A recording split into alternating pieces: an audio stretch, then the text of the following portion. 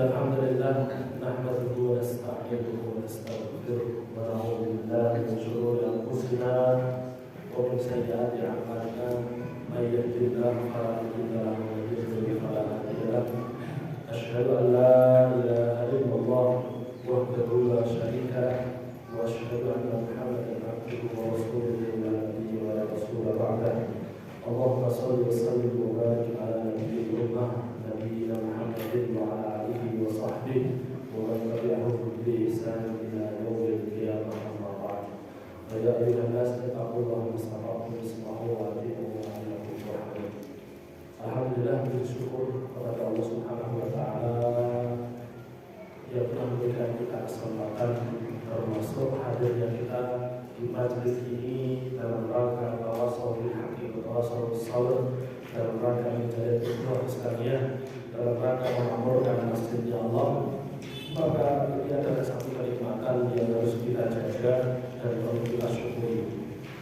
Jangan sampai kemudian kita mencoba untuk kufur kepada Allah Subhanahu wa taala dengan kenikmatannya, karena ancaman Allah wala in kafartum inna adabi lasyadid. Jika kalian kufur, maka sungguh siksa belum pedih.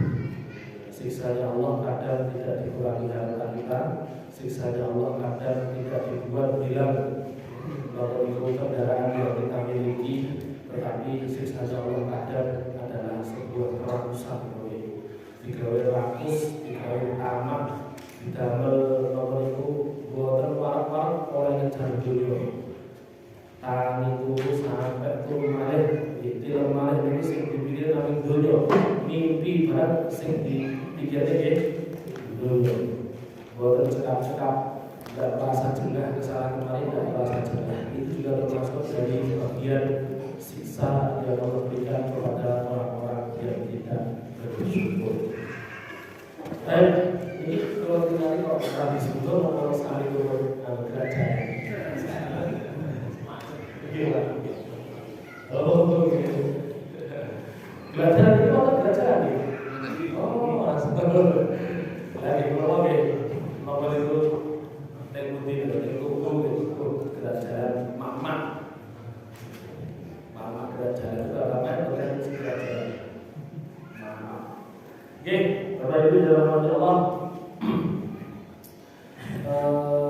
Sebenarnya mungkin memaknai kemerdekaan yang Allah berikan kepada kita, tidak ada yang lebih baik daripada apa yang sudah Allah sampaikan dalam surat An-Nasr. Idza jaa nasrullahi wal fath wa ra'aitan nasa yadkhuluna fi dinillahi afwaja fasabbih bihamdi rabbika wastaghfir. Apabila datang pertolongan Allah dan juga kemenangan, al-fath itu kemenangan, terus kemudian kebebasan, kemerdekaan bisa. Karena Makkah itu kan merdeka dari kesyirikan, kita benar. Makkah itu terbebas, al-fath kan Fath Makkah yang dimaksud. Walaupun ayatnya turun kepada Rasulullah SAW, tetapi diumumkan oleh para ulama. Begitu kita mendapatkan kemenangan, begitu kita mendapatkan kemerdekaan, perintah Allah yang pertama itu tasbih, tasbih. Maka bertasbihlah kata Allah. Maha sucikanlah Allah. Yang namanya bertasbih subhanallah itu bukan karena kita melihat sesuatu yang menakjubkan.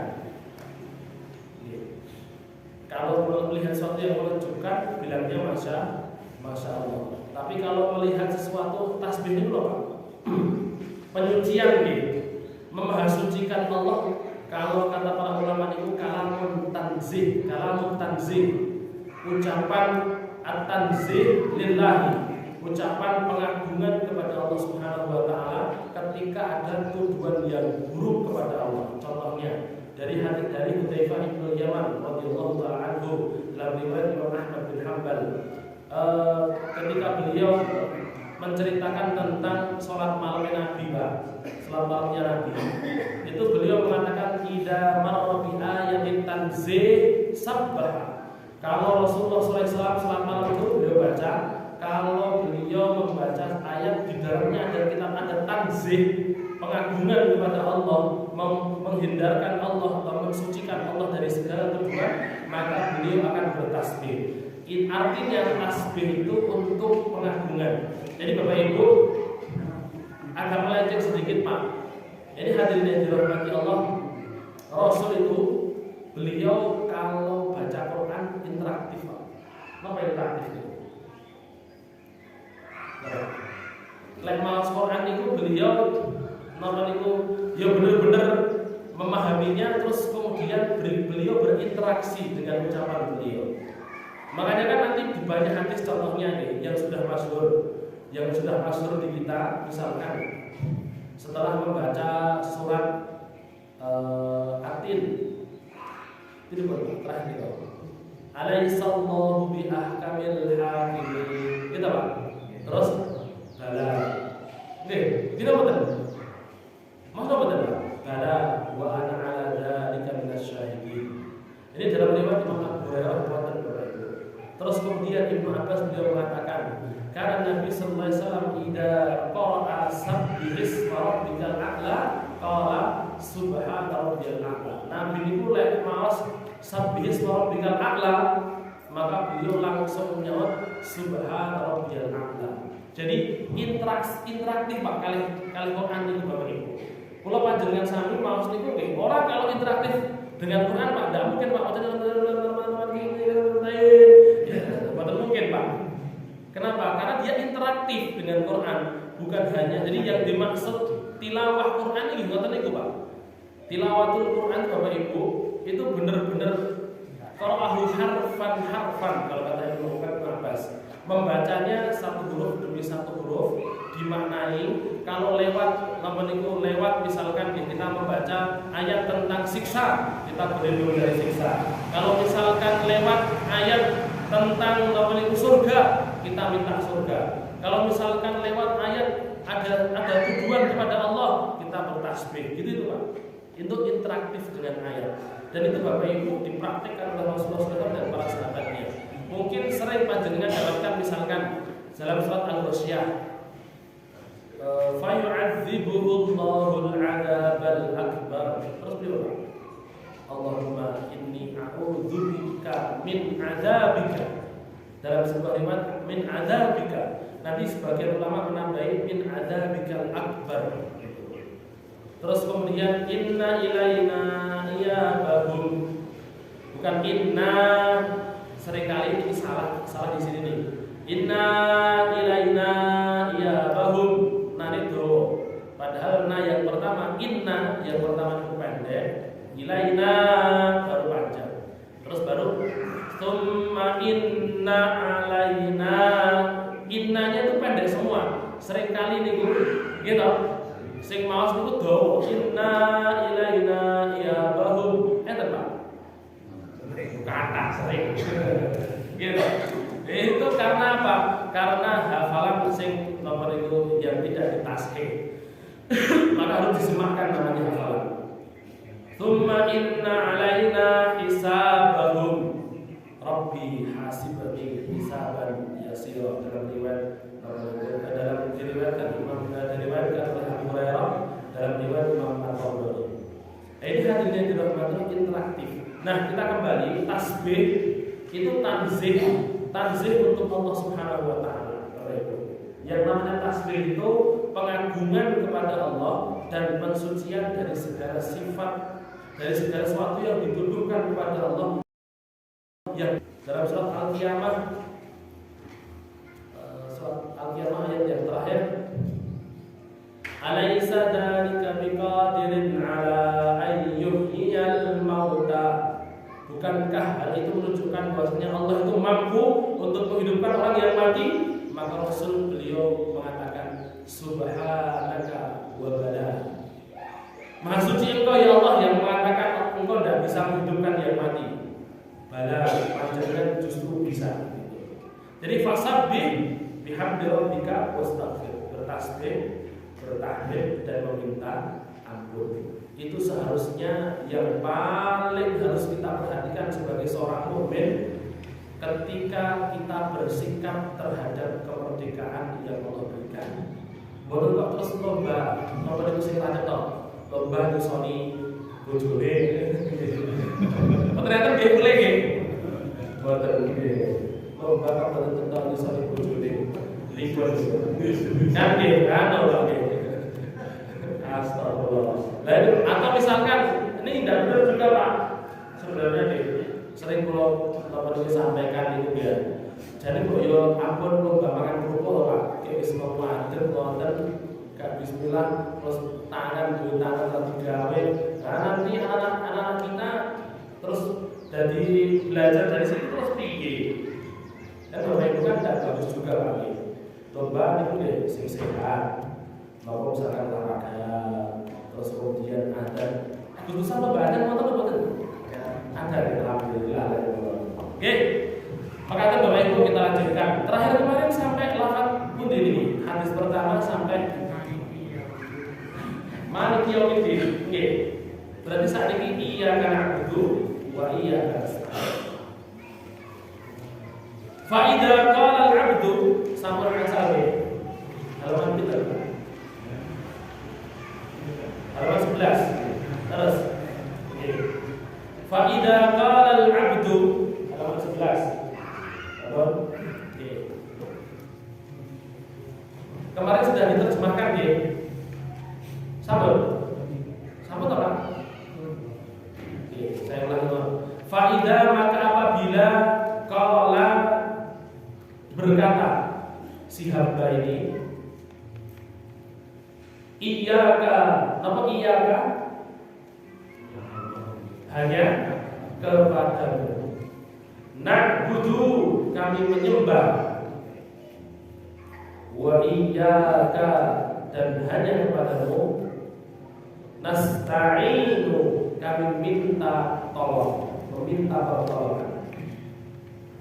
Qala maka Allah berfirman hadza ini baini antaku wa baina 'abdi dan antara hambaku wali 'abdi ma sa'ala wali 'abdi dan untuk hambaku ma sa'ala apa yang dia minta. Nggih. Sabar. Niku ayat 5 Pak nggih. Setelah sebelumnya Allah Subhanahu wa taala niku sanjang Maliki yaumiddin bahwasanya dialah yang memiliki hari pembalasan, dialah yang menguasai hari pembalasan. Supaya kita selamat di hari pembalasan, maka Bapak Ibu dirahmati Allah, gunakanlah rahmannya Allah untuk beribadah, untuk mencari rahimnya Allah. Rahman kemarin apa? Maha pengasih kan kasih sayang Allah yang dunia ini kan rahmannya Allah. Ini betul. Kasih sayang di akhirat niku rahimnya Allah. Teng dunia ini namanya setunggal kata Rasulullah yang namanya itu 100 dalam hadis qudsi sing 99 itu kasih teng injil mriku. Makanya Bapak Ibu dirahmati Allah boten usah silo ningali tiyang napa niku ningali tiyang sing luwih sugih boten usah silo Bapak Ibu. Omahe rapi apa kata Rasulullah sallallahu alaihi wasallam? Idza ajabahu syai'un kalau beliau takjub dengan sesuatu, beliau itu akan mengatakan Allahumma innal 'aisha 'aisyul akhirah. Coba Pak, saya baca ibu-ibu nggih, Bapak ibu-ibu. Bu, ibu-ibu mira nggih sing nggih. Dibika napa ten dibika mawon. Niki soalnya dugi nggih Pak. Nggih. Oke. Nggih, ditirukan nggih Bu, Pak. Allahumma innal 'aisha 'aisyul akhirah.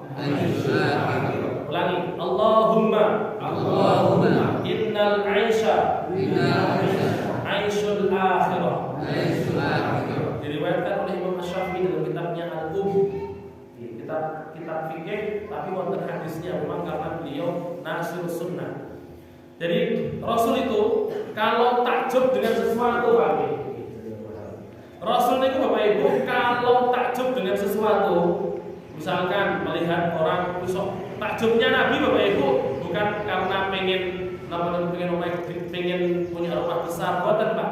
beliau melihat penantunya Utsman bin Affan perantauan. Utsman itu kan perantau lagi. Ini betul Pak?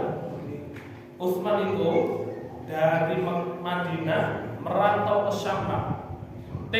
Saking Madinah betok barang disade teng Syam mau diekspor. Di perjalanan budal mawon itu satu bulan Pak. Dari Madinah ke Syam niku 1 bulan budale mawon. Betok barang-barang niku apa? Menghindarkan dari begal dan lain sebagainya gitu. Sampai di sana Pak, beliau sadean sak enteke Bapak Ibu, sak telase. Entah berapa bulan di sana, pun telas Pak, nggih, pun telas berarti kan. Pun telas Pak. Terus kemudian tumbas malih kulaan malih teng Syam. Kulaan malih Bapak Ibu terus dibawa ke Madinah. Lah kok Pak nggih, niki bar perantauan Pak. Perantauan bawa barang ngoten niku balik malih begitu sampai di Madinah, Bapak Ibu, Madinah paceklik, dia datang di depan masjid, dia masuk ke masjid, ya Rasulullah, niki sakret niki, untuk sak isi-isine niki, barang dagangan saya dari Madinah dari Syam ini semuanya untuk Allah dan Rasulnya. Wonten niki Pak. Warga bule ning Taiwan, nggih, mantep wangsul artine kata langsung datang ke Pak Ramlan ini untuk bangun pesantren Muhammadiyah. Nah sampean apa Mas? Terus dia sampean apa? Allah dan Rasulnya. Itu Bapak Ibu. Masyaallah. Ini kan orang-orang asing, wong aneh Pak nggih. Kita betul Pak. Dia aneh masyaallah. Makanya para sahabat itu goribun atau goroba, para orang-orang asing Bapak Ibu. Kelakuannya dia aneh-aneh Pak. Dalam urusan mihrab, masya Allah. Rasul kalau tertakjub dengan sesuatu Pak, beliau akan mengatakan Allahumma innal aisha aisyul akhirah. Dalam riwayat nanti labbaik innal aisha aisyul akhirah. Labbaik artinya apa? Aku mengijabahi. Aku mengijabahimu. Lo jual gue beli, kata lo. Mbok celok moro aku, gitu. Labbaik itu bukan kepada Allah.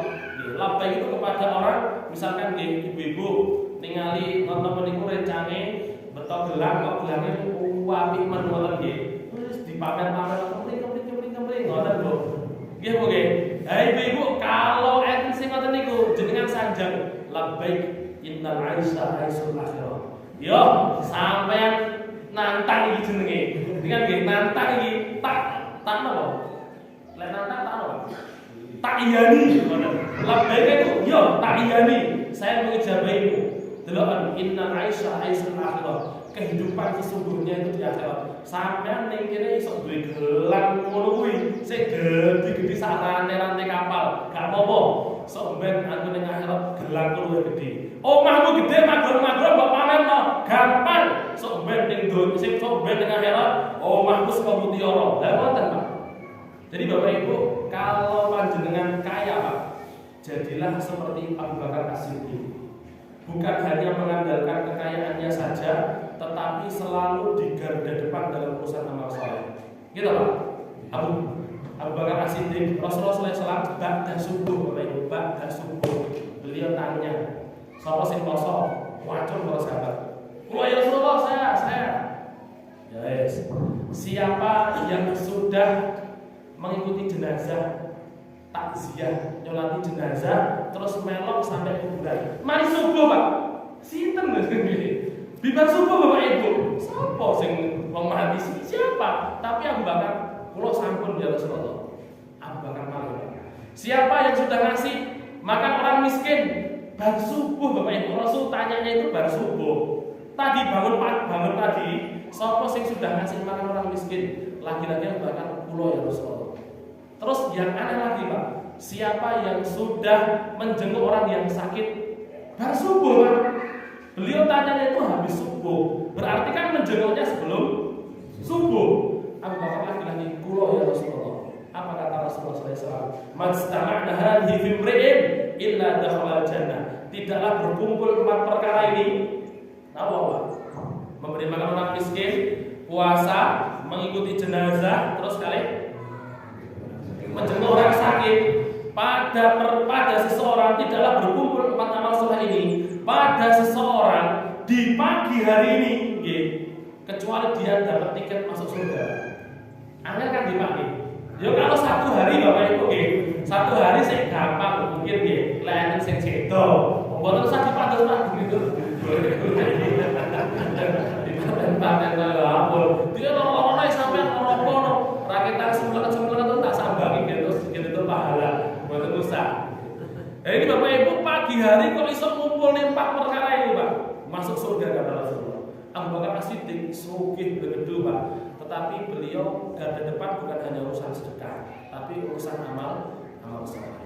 Kalau Anda punya Bapak Ibu, Anda kaya, maka jadilah seperti Abu Bakar garda depan di setiap amal saleh. Tapi kalau panjenengan diuji oleh Allah dengan kekurangan, maka sampaikan, ditanamkan pada diri Anda sendiri. Tadi kita Pak, rapopo sampeyan di rumah, rapopo mobilmu prat, rapopo mobilmu apik, kendaraan kowe ngene gak apa-apa, sok ben ditenono. Ning surga kuwi insyaallah lebih tinggi daripada surga. Jadi sama-sama semangat teman-teman berlomba-lomba dalam kebaikan. Oke, jadi kita kembali lagi hadirin supaya kita selamat Pak, supaya kita selamat. Ini surat Al-Fatihah semua berkaitan Pak. Rahman Ar-Rahim, terus kemudian Maliki Yaumiddin. Kan kemarin kan kita memang dikasih sama Allah rahmannya, tapi rahmannya Allah itu dipertanggungjawabkan di hari pembalasan supaya kita terbebas, supaya kita selamat di hari pembalasan. Maka gunakanlah rahmannya Allah Subhanahu wa taala untuk mendapatkan rahimnya Allah, dan mintalah, jangan lupa meminta pertolongan kepada Allah dalam ketaatan, meminta keselamatan juga di hari itu. Hadirin dirahmati Allah, itulah simbol daripada ucapan firman Allah, iyyaka na'budu wa iyyaka nasta'in. Nah, ini satu pengakuan Pak, satu pengakuan yang maknanya itu doa Bapak Ibu. Saya sudah beliau baca ini Pak, iyyaka na'budu wa iyyaka nasta'in. Nangis beliau. Kita kan sini sebuah tak saya karena berdua ya kan salah Fatihah itu nomor itu los mawon buat ternyata nomor ini dan membekas sama sekali. Ini beliau menangis kenapa? Karena ini sebuah pengakuan. Kita berani mengaku ya Allah hanya kepada Panjenengan saya menyembah. Tenang nih loh. Kok kayak isi nenggal nomor itu nenggal keris. Insyaallah lewat agama dia benar. Betul kan? Jadi Bapak Ibu, hanya kepadamu ya Allah kami menyembah, tenang loh. Dan hanya kepadamu ya Allah kami minta pertolongan. Namanya menyembah abdun ibadun itu Bapak Ibu. Arti abdun itu artinya budak. Kita ini hanya budaknya Allah. Dan Allah itu Rabbun artinya pemelihara. Kita ini sudah budaknya Allah. Open-opene Allah. Saya ngopeni Allah kita ini Bapak Ibu. Maka tidak sepantasnya kita saling menggabungkan antara satu dengan yang lainnya. Sedangkan isti'an, nasta'in itu artinya meminta tolong. Artinya Bapak Ibu, jika kita ingin selamat dari balasan, maka tauhidkan Allah dengan iyyaka na'budu. Ya Allah, hanya kepada Engkau kami menyembah. Maksudnya tauhidkan Allah. Wa iyyaka nasta'in, dalam beribadah kita mentauhidkan Allah. Dalam meminta pertolongan kita pun juga mentauhidkan Allah. Minta tolong hanya kepada Allah Bapak Ibu. Sahabat memahami ini Pak. Niku jan Bapak Ibu. Namanya orang aneh Pak. Orang aneh, para sahabat itu huraba, orang-orang aneh yang menjadi pilar daripada agama kita Pak. Para sahabat itu sampai tidak mau merepotkan temannya Pak dalam urusan joko cemeti. Apa cemeti itu Pak? Cetek, urusan cambuk jatuh Pak nggih. Juga nih, pecut ketiba kan ngoten Pak nggih kita. Gitu betul. Tapi tidak Bapak Ibu dengan sahabat ini. Tidak, dia turun sendiri, dia ambil, dia tidak mau merepotkan saudaranya Pak. Kehilangan sendal, minta sama Allah. Bener-bener Pak nggih. Bener-bener bener-bener memasrahkan kepada Allah Subhanahu wa taala setiap urusan mereka, dan kalau minta itu benar-benar sama Allah, Pak. Walaupun Bapak Ibu nggih kula ngelawan pengen ngombe. Nggih. Lah kula lek napa niku saja kalian panitia kula ngelawan. Dan nggih saged-saged mawon, nggih mboten. Tetapi Bapak Ibu, kenapa kita diperintahkan untuk berdoa dan lain sebagainya? Itu karena kita memang ada apa niku perintah untuk menyertakan Allah dalam segala urusan. Jangan kok terus kemudian kalau butuh kita kembali sama Allah, tapi tidak butuh lali. Lek napa niku sadiane lancar, kathah napa pesenan, lali napa alhamdulillah, Pak. Ya alhamdulillah tok terus lali, ning masjidnya ya keri. Nggih to, Pak. Nggih.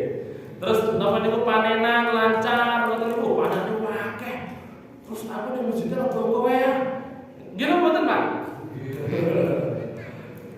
Wis berusaha terus wis gak apa-apa berusaha panen itu ya rada iso. Wis iso Bapak Ibu, lah kok mboten cekap-cekap. Saya kesel aku wae lah. Jarene alhamdulillah. Lah kok terus mari ngono lupa sama Allah. Berarti Bapak Ibu kan aneh bagi kita sebagai manusia. Mboten namung jenengan kula barang nggih aneh, Pak. Oke, kita ini aneh, Pak. Meminta kepada Allah itu hanya pas butuh mawon Bapak Ibu. Dan Masya Allah, Allah itu nggih kersa-kersa mawon to, Pak. Kita minta sama Allah dikasih. Gini betul, Pak. Padahal kita sering melupakannya. Kita minta ampun padahal jenenge maksiat Bapak Ibu sawering teman. Nggih, lawan Bapak Ibu. Tapi kita minta ampun sama Allah. Allah Subhanahu wa taala mau untuk mengampuni kita. Jadi mentauhidkan Allah dalam hal ibadah dan mentauhidkan Allah dalam minta pertolongan. Minta pertolongan Bapak Ibu, mentauhidkan Allah artinya la minjaratullah jangan hanya jangan kepada selain Allah. Ada satu pertanyaan, Pak. Pembahasan apa tadi, Pak? Gelang-gelang niku lho, Pak. Napa gelang, Pak? Gelang kesehatan. Mriki wonten gelang kesehatan wonten. Nggih. Gelang kesehatan. Terus ada yang tanya, apa niku datang Masjid Al-Fajar? Enten sing takon pripun niku damel gelang kesehatan? Apakah itu termasuk kesyirikan? Maka saya balik tanya, jenengan pakai gelang kesehatan itu sing diyakini nopo? Nggih, ini kan sudah teruji. Napa niku dalam di bidang dalam kesehatan sudah teruji misalkan. Kula mboten tahu lho Pak niku, kula mboten satriyan. Niki, jenengan napa niku melihat teruji belum itu? Sudah terbukti, teruji. Terus panjenengan pakai itu untuk apa? Ya karena teruji bisa napa niku ada pengaruhnya bagi kesehatan, makanya saya pakai. Nanti ada magnetnya begini begitu, jadi peredaran darahnya lancar. Wes sebatas itu. Kalau sebatas itu, namanya sebatas itu, namanya obat itu. Tapi kalau kemudian panjenengan penyakitnya lebih, saya kalau pakai ini semua balak, semua balak, demit radulit, setan raduyan, semua balak itu akan terhempaskan begitu saja. Obat segala penyakit dia ini. Nah ini hadir dalam hati tidak terbukti ya Bapak Ibu ini sudah masuk ke ranah tauhid betul. Begitu pula seperti halnya kita namanya berobat dan lain sebagainya. Jenengan bilang ini contohnya kalian nopo teh masal minyak kapak sawati terus mari itu obat. Berbeda kalau misalkan panjenengan meyakinnya lebih daripada itu, seperti misalkan apa itu sangkal puto, Pak. Kata sangkal puto, Pak. Sangkal puto misalkan ada orang meyakinnya salah. Jadi begini, kula Pak, kula lek napa niku kecekluk ngoten. Jadi saya datang ke tukang pijet sing bagian kecekluk ngoten. Orang mengatakan itu termasuk sangkal puto ini. Lho sangkal puto ini prakteknya dia gimana gitu loh. Kalau misalkan tapi kan disuruh beli kan tumbas napa niku minyaknya harus ini. Terus kemudian napa niku diaji-aji napa ngoten terus didamoni napa-napa, terus suruh pakai. Loh kalau sudah masalah sampai ke situ ya itu sudah masuk ke ranah akidah. Tapi kalau cuma suruh beli minyak ini dan terbukti minyaknya itu kalau sudah nempel kulit tak banyak, Pak. Minyak vegetal biasanya ngoten nggih. Nempel kulit banyak, itu sudah mulai masuk ke obat gitu loh. Jadi hal ini dirahmati Allah. Kita kembali lagi. Kalau mau selamat, mau selamat di hari pembalasan nanti, Tauhidkan Allah dalam hal ibadah dan tauhidkan dalam hal meminta pertolongan. Bukan berarti tidak boleh minta pertolongan kepada orang, kasih angsal, betul loh. Tidak boleh minta pertolongan itu dalam urusan sesuatu yang memang menjadi kemampuan Allah. Dengan nyuwun selamat, minta tolong itu termasuk betul Pak, meminta supaya didoakan termasuk betul Pak. Nyuwun tulung dongakno, kan betul Pak. Nggih, nyuwun tulung dongakno. Asal betul Pak, nyuwun tulung dongakno. Asal betul? Ya asal mawon. Jadi Bapak Ibu, minta tolong itu bukan masuk ke situ gitu loh. Maksudnya langsung misalkan, napa Pak? Contohnya napa? Mbah, jenengan paringi nopo ngoten ajeng kula mengke napa niku enten acara selamat acarane dan lain sebagainya. Ini meminta kepada selain Allah, apakah itu kepada manusia atau kepada jin, itu tidak diperbolehkan. Kalau hanya meminta tolong urusan-urusan bertahun Bapak Ibu, para ulama mengatakan jangan dibiasakan, cuma tidak apa-apa. Jadi kalau para sahabat dulu Pak, buatan biasa nih, tapi buatan apa-apa, buatan ibu-ibu misalkan gitu, tulung gitu, apa bu biasanya bu? Ibu-ibu apa biasanya? Ke temannya, tulung aku gawana iki, gawana iku, dia minta tolong, tapi tidak masuk ke ranah ini. Terus kemudian nanti ada pembahasan Bapak Ibu, ada pembahasan namanya istighosah, ada pembahasan namanya wasilah. Kan wa iyyaka nasta'in, dan hanya kepadamu kami meminta pertolongan. Kan terus ada pembahasan namanya istighosah. Kalau sedekah, monggo diterjemahkan sedekah. Oke, lanjut boten iki. Lanjut ya Ibu. Bu. Mintalah hanya kepadamu ya Allah kami meminta pertolongan.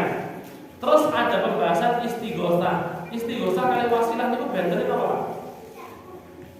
Tawasul kali istighosah itu bentere apa Pak? Istighosah itu pripun istighosah? Hah? Oh, dari kertas. Istighosah aslinya apa nggih? Aslinya istighosah. Kula nggih boten tetos istighosah niku terus puji. Tapi kalau dalam secara bahasa dan kefikihan yang namanya istighosah itu meminta tolong supaya didoakan. Itu namanya istighosah. Saya beristighosah kepada Pak Ramlan supaya mendoakan saya. Ada acara misalkan di acara, misalkan saya mau umroh, terus saya minta doanya Pak Ramlan, tolong jenengan dongane kula kaji kula lancar umrohe, pulang-pulang berangkat selamat, pulang selamat. Begitu itu namanya saya beristighosah kepada Pak Ramlan. Jadi aslinya istighosah itu kayak gitu itu Pak. Aslinya waktu itu istighosah. Kalau bertawassul Bapak Ibu, tawassul itu menjadikan sesuatu sebagai perantara kepada Allah Subhanahu wa taala. Tawassul itu asal betul Pak? Masya Allah, jadi pengen malam. Kalau sendiri dari Hansal, potensinya ngawas Pak Allah kayaknya bisa. Oke, alhamdulillah matur. Jadi tawassul Bapak Ibu, tawassul itu menjadikan perantara. Dia yang jadi perantara ini Pak, ini tidak menyampaikan nama itu kepada Allah, hanya sebagai batu loncatan. Kalau istighosah, saya minta tolong untuk didoakan, dia berdoa. Ini namanya saya beristighosah dengan simpulan. Kalau bertawassul Bapak Ibu menjadikan sesuatu sebagai perantara dalam doa kita kepada Allah. Dan sebagaimana dalam misalkan di dalam fatwa tarjih sudah disebutkan juga hal-hal yang diperbolehkan dalam tawassul Bapak Ibu. Seperti contohnya apa? Bertawassul dengan nama Allah. Kita dengan nama Allah, bertawassul dengan nama Allah. Makanya salah satu adab dalam berdoa itu kata Imam Ibnu Qayyim Al-Jauziyah adalah memuji Allah. Memuji Allah Bapak Ibu. Kalau bukan sangat memuji Allah Bapak Ibu. Ya zikir nih kalau Pak, zikir. Kalau tidak bisa, dan nanti kemudian ada pembahasan Al-Fatihah ini sebagai pembukaan dari doa. Itu nanti insya Allah kita akan bahas juga di akhir ayat. Terus kemudian Bapak Ibu, jadi memuji Allah. Jadi lewat asma dan sifatnya Allah. Terus kemudian nomor 2 lewat amal soleh kita. Amal soleh kita Bapak Ibu seperti halnya 3 orang yang terjebak dalam gua, kan Pak B. Ini bertawasul dengan amal solehnya. Terus kemudian kalau ada pertanyaan, Ustaz, kalau misalkan ada orang puasa Senin Kamis, di puasa Senin Kamis, terus kemudian dia niatkan, ya Allah, kalau puasa Senin Kamis saya terima, tolong anak saya diluruskan ya Allah. Asal benar Pak. Bertawasul dengan amal solehnya. Boleh tidak? Boleh. Boleh, cuman kata para ulama jangan dibiasakan kita itu bertujuan dalam ibadah itu hanya mencari keuntungan dunia semata. Memang di sana ada keutamaan bersedekah, bisa menyembuhkan orang sakit, menolak bala, bisa ngoten Pak. Tapi jangan sampai itu menjadi tujuan utama. Sehingga ketika panjenengan misalkan ada orang sakit Pak G, sedekah kuwatah pengennya mari Pak. Lah kok ternyata mboten mari bablas. Mboten mari malah bablas. Terus dia nyalahkan Allah. Lah salahnya itu di situ itu. Karena menjadikan apa? Menjadikan sedekah, menjadikan kesembuhan itu, kenikmatan dunia itu sebagai satu-satunya tujuan dalam beribadah itu yang tidak diperbolehkan, gitu loh. Jadi kalau misalkan terus pripun, kalau sedekah kajine napa? Jenengan sakit sedekah niku, ngeten Bapak Ibu. Ya kan mbuh aku iki iso mari apa ora, iso mari ora. Saya sedekah ini kan setidaknya nanti kalau misalkan saya bertemu sama Allah, saya punya amal yang saya bawa, kan gitu. Jadi niatkannya kayak gitu Bapak Ibu. Bukan Bapak Ibu semata-mata supaya diberikan kesembuhan. Dikasih kesembuhan sama Allah, alhamdulillah. Kalau buatan urusan mau blunder atau memprotes Allah Subhanahu wa taala. Jadi bertawasul dengan Bapak Ibu amal soleh atau bertawasul dengan orang yang hidup ini Pak. Bertawasul dengan orang yang hidup itu sebagaimana Umar bin Khattab radhiyallahu anhu, beliau waktu itu kaum muslimin tidak ada hujan, dalam riwayat Imam Bukhari, akhirnya dipanggillah Al-Abbas, terus para kaum muslimin beristisqa semuanya, salat istisqa, dipanggil Al-Abbas. Umar berkata begini, Umar berkata begini, ya Allah, dulu ketika Nabi masih hidup, kami bertawasul dengan, kami meminta dengan perantara Nabi ini.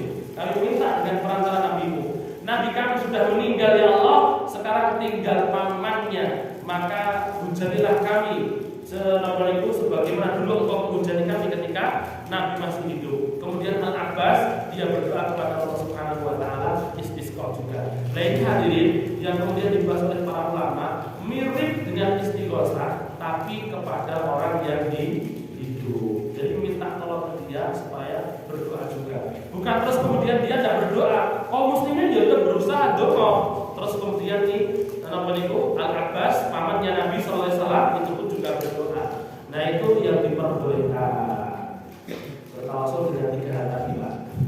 Oke, lanjut Bapak Ibu. Itu masuk ke iyyaka na'budu wa iyyaka nasta'in. Mentauhidkan Allah dalam hal ibadah dan mentauhidkan Allah dalam hal meminta kepada-Nya. Terus lanjut ya. Niki. Qala ta'ala, Allah berfirman, "Hadza baini wa baina 'abdi." Ini antara aku dengan hambaku. Jadi ucapan iyyaka na'budu wa iyyaka nasta'in itu pemisah antara Allah Subhanahu wa taala dengan hambanya. Maksudnya pripun? Maksudnya apa? Kalau sebelumnya kan surat Fatihah sebelumnya, ayat-ayat sebelumnya, alhamdulillahirabbil alamin, pujian kepada Allah. Kita betul. Ar-Rahmanir Rahim, pujian juga kepada Allah. Maliki yaumiddin, juga pujian kepada Allah. Terus iyyaka na'budu wa iyyaka nasta'in, ini kan bukan pujian kepada Allah, tapi pengakuan kita bahwasanya kita memasrahkan, kita mentauhidkan Allah dalam segala hal, menyembahnya dan meminta kepadanya. Lain Bapak Ibu, karena tidak ada pujian kepada Allah, makanya Allah sampaikan hada baini wa baina abdi. Ini lafaz ini antara saya dengan hambaku. Wa li abdi masalah, setelah ini hambaku minta apa tak kasih. Setelah ini hambaku minta apa tak kasih. Jadi Bapak Ibu dirahmati Allah, Masya Allah Pak. Mau coba Fatihah mau Pak, itu Allah jawab nomor itu, jawab bacaan kita doa kita. Kalau sholat Bapak Ibu kita benar-benar nomor itu membawa rohnya ini Pak, rohnya Al-Fatihah ini Pak. Terus sholat itu betul mungkin jedit terus biar betul mungkin Pak. Jedit terus semua motor kunci buatan Bapak Ibu. Membaca pun dia akan tumanina, tapi dia pas macam apa? Ampun terus alhamdulillahirabbil alamin. Mengucapkan Allah. Ar-Rahmanir Rahim. Urang-urang melayu oke. Lelek apa niku kecuali kalau misalkan napa niku jamaah boleh sepakat salat subuh sampai syuruk. Wonten betul Pak. Dari wonten nggih. Sholat subuh sampai suruh. Rasul kan beliau sering sholat subuh sampai matahari mau terbit Pak. Sholat tok niku. Kalau di napa niku leteng kotoran napa niku kajian Pak. Sholat subuh secukupnya, terus pengawasan sampai itu. Pengawasan kan bisa digantung barang. Walaupun sing sholat enten sing tilem ya. Nggih. Jadi Bapak Ibu, misalkan kesepakatan kayak gitu itu Pak, ya boleh-boleh saja. Jadi hadirin dirahmati Allah, sholatnya Nabi itu Bapak Ibu sebenarnya pendeknya sholat Nabi itu ya dulu Pak. Pendeknya sholat Nabi itu dipanggang panjang. Beliau bukankah Rasulullah kalau sholat nomor itu sebelum subuh kata Ibunda Aisyah gak baca Fatihah, tapi panggang terus. Beliau membaca Al-Fatihah dan surat Al-Kafirun karena biasanya beliau kalau membaca itu panjang Pak, kalau ngadeg beliau lama. Nah ini karena yang beliau baca cuma Al-Kafirun kali Fatihah Bapak Ibu, ya otomatis rada pendek kaya mboten maos. Al-Fatihah bukan berarti salatnya Nabi cepet mboten Pak. Salatnya Nabi itu Masya Allah tumanina Bapak Ibu. Tumanina terus dawa Pak. Sing salah satu yang terpanjang beliau dalam satu rakaat maos apa? Baqarah, Ali Imran, kali An-Nisa. Nanti praktek. Mungkin sholat apa Pak? Sholat nomor itu sholat gerhana. Sholat gerhana biasanya panjang atau betul Pak? Panjang ya. Pinter panjang. Setengah jam. Setengah jam lewat leduk kabeh. Belumnya leduk. Saya nomor itu yang saya bosan di bawah rekod yang ada rekod. Kalau biasanya lek subuh itu dulu. Ibu-ibu itu kan sabar terus. Sampai nomor itu sholat dulu nerang kok. Ibu tadi itu kajian dengan rasane sholatnya Nabi itu niki kalau paling cepat lek dibandingin sholatnya Nabi itu paling cepat. Nabi itu Bapak Ibu bacaan zikirnya saja Pak Anas bin Malik, beliau kan waktu itu beliau masih hidup, diimami oleh Umar bin Abdul Aziz jadi gubernurnya Madinah. Waktu Umar bin Abdul Aziz jadi imam, terus Anas bin Malik masih hidup jadi makmumnya di Masjid Nabawi. Beliau mengatakan semenjak kematian Nabi tidak ada yang saya lihat sholat lebih mirip dengan sholatnya Nabi kecuali si pemuda ini. Hadal fatah itu. Fahasibnahu, terus kita hitung ternyata apa? Fahasibnahu faida sabbaha asrata tasbihan. Ketika kita hitung ternyata tasbihnya itu koyok tasbih 10 Pak. Subhanallahil a'la wa bihamdihi. Subhanallahil a'la wa bihamdihi. Subhanallah. Koyok tasbih 10 Pak. Jadi hadir di rahmat terus sholat Nabi itu minimal kayak gini Pak. Sedikit deh kita teman itu bandingannya kita dengan sholat Nabi sedikit salah ya. Kita kan cuma 3 itu sempat just tunggal minimal Nabi 10 sitok kalau nulis hilang tunggal kali sedasa ya insyaallah. Oke.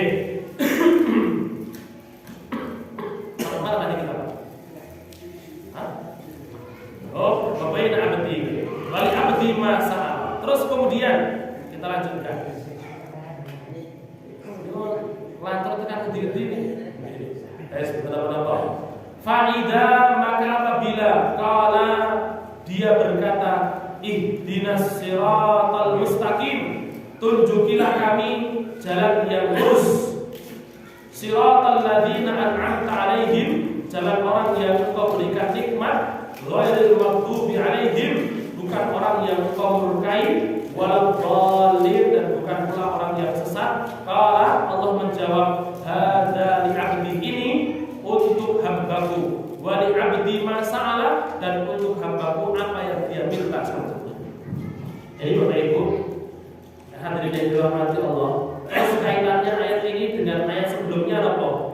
Perlunya kita meminta tolong kepada Allah supaya dimudahkan dalam mempraktekkan dakwaan kita di ayat yang kelima. Di ayat yang kelima kan kita memberikan dakwaan, pengakuan. Kita kan ngaku Pak, ya Allah, iya kan butuh, wa iya kan nasta'in ya Allah. Kajine selamat Pak di hari pembalasan. Nah, supaya kita bisa mempraktekkan apa yang kita yang kita dakwakan ini Pak, yang kita aku ini Bapak Ibu, kita perlu meminta kepada Allah. Maka di sini ihdinas siratal mustaqim, tunjukilah kami ya Allah jalan yang lurus. Hadirin yang dirahmati Allah, sirat itu apa? Jalan, jembatan, jalan. Melenceng sedikit pembahasan tentang sirat Bapak Ibu. Sirat itu hadirin yang dirahmati Allah Subhanahu wa taala. Kalau dari asal katanya artinya sirat itu menelan. Ngolu,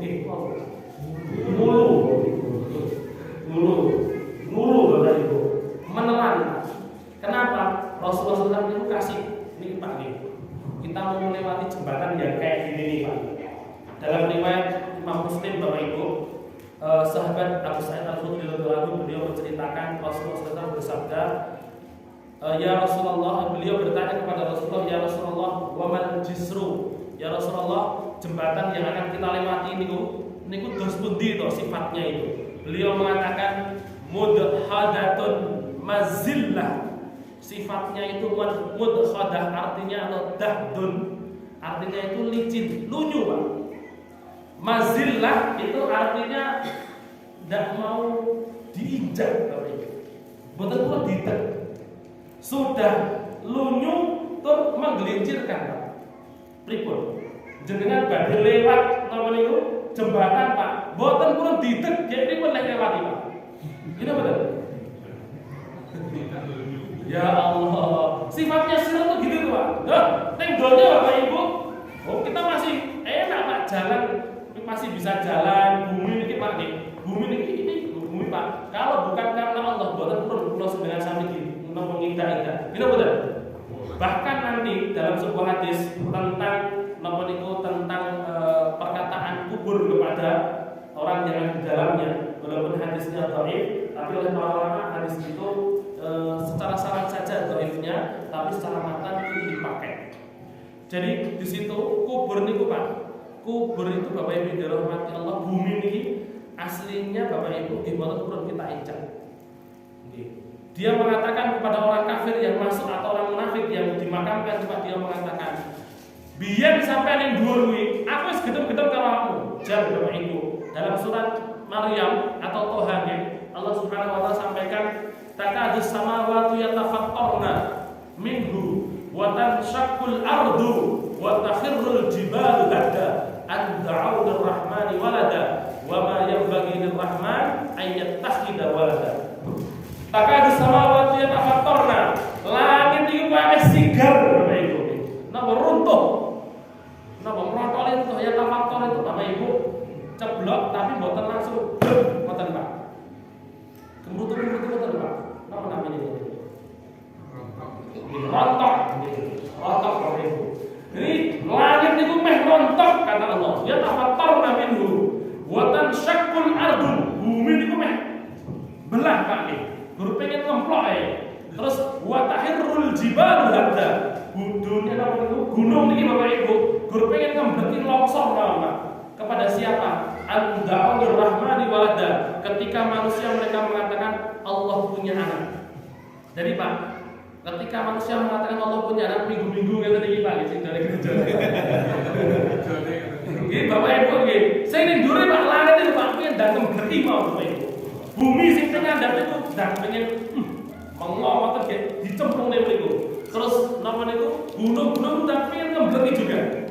Hadirin yang dirahmati Allah, ketika sudah masuk di kuburan, apa kata kubur? Dia mengatakan, sekarang Allah dalam kitab At-Tadhkirah karyanya Imam Al-Qurtubi, sekarang Allah telah memberikan aku kuasa dan kamu tidak bisa membayangkan aku nanti akan melakukan seperti apa. Kubur itu salah satu sifatnya apa? Dokton. Dokton itu artinya menghimpit, ngempit Pak. Semua kuburan itu menghimpit Bapak Ibu. Bahkan sampai Rasul mengatakan tulang-tulangnya itu ketika dihimpit sampai gemeretukan Bapak Ibu. Rotok moten Pak, sampai gemeretukan. Nah, ini hadirin dirahmati Allah, tidak ada yang selamat Pak. Rasul sampai mengatakan, "Lau najah minhu la najahada." Seandainya ada yang selamat, sing selamat ini. Namanya siapa? Sa'ad bin Mu'adz. Sa'ad bin Mu'adz dia masuk Islam. Dalam keislamannya itu cuma 5 tahun. 5 tahun malah. Begitu beliau meninggal di perang Khandaq Bapak Ibu, saking senangnya penduduk langit, arusnya Allah itu sampai bergerak. Saking senangnya penduduk langit, dan hadisnya sahih Bapak Ibu. Hadisnya ada. Saking senangnya penduduk langit sampai arusnya Allah bergetar Pak. Para malaikat 70.000 malaikat turun Bapak Ibu menyambut Sa'ad bin Mu'adz ini Pak. Bahkan Rasul mengatakan, saya tidak pernah tahu dan tidak pernah melihat, tidak pernah dengar ada malaikat yang turun sejak dulu hanya untuk menyambut seorang yang mati kecuali sebanyak Sa'ad bin Mu'adz. Orang yang kayak gitu spesialnya Pak. Apa kata Rasulullah? Ini orang dia dihimpit oleh kuburan kemudian dilepaskan lagi. Nah, ini hadirin dirahmati Allah. Orang-orang kafir Bapak Ibu ini kuburan itu getar-getar Pak. Ngidek-ngidek pengen gila ini Pak. Bumi ini pun getar. Ini wong sing mengatakan Allah punya anak. Ini orang yang menyebutkan Allah. Iki wong gak belum sholat ini Pak. Nah, ini Bapak Ibu wis getar-getar Pak. Dan pengen tak bentar ya. Bapak Ibu Masya Allah. Jadi kuburan itu kayak gini Bapak Ibu. Dan hadirin yang dirahmati Allah, ini kira tempat melenceng oleh Pak. Kita nanti ditanyai oleh Allah Subhanahu Wa Taala di alam kubur itu Pak, kondisinya ya dihimpit kayak gitu. Dihimpit begitu masuk Bapak Ibu, terus kemudian namun itu berapa langkah orang terakhir yang mengantar kita, terus kemudian datanglah malaikat Munkar dan Nakir. Kita dihimpit oleh kuburan, dihimpit seperti itu sampai gemeletukan Pak. Malaikat Munkar Nakir ini aswadul azraq, warnanya ireng biru medeni betul palu Pak. Seandainya palu itu dipukulkan di gunung, maka gunung pun akan hancur. Kondisi seperti itu Pak, ditanyai man rabbuka. Ngeri Bapak Ibu. Jangan disangka hadirin dirahmati Allah gampang. Malaikat maut garuh. Sampeyan sapa? Oke. Aku melok si fulan, melok Pak Kiai fulan. Mboten enten critane. Semuanya dijangkar Bapak Ibu. Rasulullah SAW beliau dijangkar. Ya Muhammad, apalagi kok namanya Ustaz tadi. Kalau namanya Kiai Bapak Ibu, mboten enten Pak Kiai fulan, ndak ada. Nggih. Pak barang mboten enten profesor doktor ora payu Bapak Ibu. Mboten payu. Langsung dijangkar Bapak Ibu. Masya Allah. Tidak peduli sampai di atas kayak apa, komen tinggi sok foto aja. Baik, kita lanjutkan. Ini Bapak Ibu dirahmati Allah. Sirat itu Pak Dahdatun muzillah, menggelincirkan terus kemudian lunyu Pak. Alaiha khatatif wa kalalik. Di situ ada gantol-gantol dan juga gondol-gondol dari besi. Kalalik wa khatabif. Wa hasakatan muqallatah laha syaukah aqiqah. Dan kita digodol besi Bapak Ibu yang ada duri-durinya. Jadi samping kanan samping kiri Pak, enten gantol, enten bola besi Pak. Waduh, dan ngerinya hadirin yang dirahmati Allah, tidak semua orang yang selamat ini Bapak Ibu. Yang pertama, tidak semua orang selamat. Yang kedua, tidak semua orang yang selamat itu baik-baik saja sampai di sana.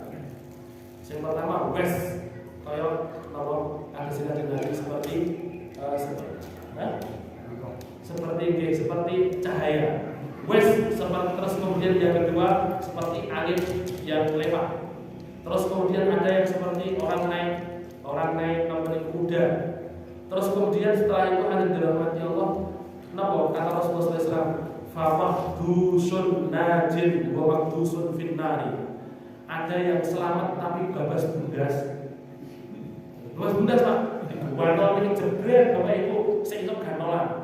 Terus kemudian dia jalan lagi, gantol ini dengan dosa apa? Jebret, sik gantolan. Jadi tidak cemplung neraka Pak, tapi di babas bundas diantar memiliki Bapak Ibu dengan samping kanan dan samping kiri gantol serta gada besi yang ada di samping sirat.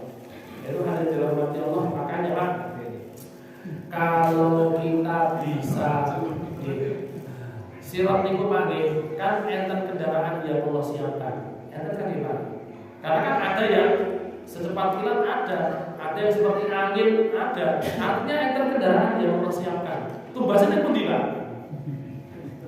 Penting mriki ngoten lho. Di kehidupan kita di dunia ini Bapak Ibu kita bisa beli.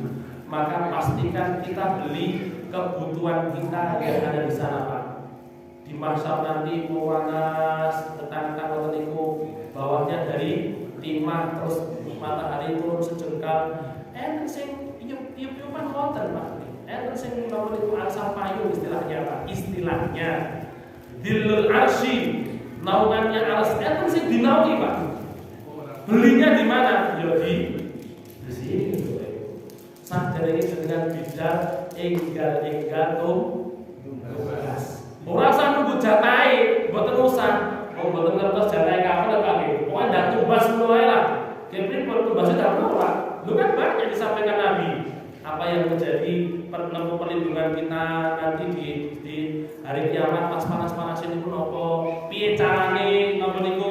Piye carane supaya kita nanti dihisab sama Allah itu ditutupi Pak, disiteri supaya orang-orang itu tidak lihat kita nglakoni nopo, dosa kita apa, supaya kita ditutupi sama Allah Bapak Ibu. Niku nggih enten, semua sudah disampaikan oleh Rasulullah SAW. Tinggal Bapak Ibu kita mau ndak nyari. Gini betul Pak? Ya semoga Allah Subhanahu wa taala berikan kita keselamatan di dunia akhirat ini. Amin. Terus ihdinas siratal mustaqim, tunjukilah kami jalan yang lurus. Jalan di sini Bapak Ibu, jalan di sini Allah sifati lurus. Artinya jelas terang, bukan ada belok-belok nih. Kalau Rasul beliau ngasih gambar lurus, terus samping-sampingnya ada pintu-pintu. Kan lebih di hadisnya, di hadis itu. Seret, pintu. Di pintu-pintu itu wonten tireni, Bapak Ibu. Dan tirainya itu hanya tipis. Kata Rasulullah SAW, begitu ada orang yang membuka tirainya, dia pasti akan masuk ke pintu itu. Nah ini hadirnya dirahmati Allah, jalan-jalannya Allah Subhanahu wa taala, Shiratal Mustaqim tinggi Pak. Samping kanan samping kiri ini godaan itu. Begitu belakang bakal terjerumus Pak. Jadi kita ambil contoh hadir dirahmati Allah.